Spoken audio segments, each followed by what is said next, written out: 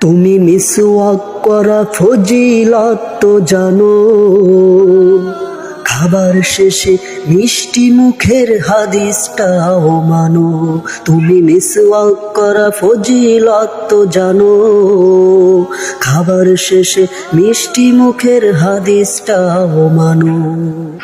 শুধু উচ্চ স্বরে হক কথাটা বলতে পারো না, অন্যায় দেখে বারদ হয়ে জ্বলতে পারো না। শুধু উচ্চ স্বরে হক কথাটা বলতে পারো না,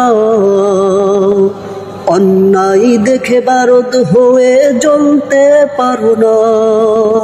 কেমন মুসলমান তুমি একটু ভাবো না, কেমন তোমার ঈমান একটু বলো না।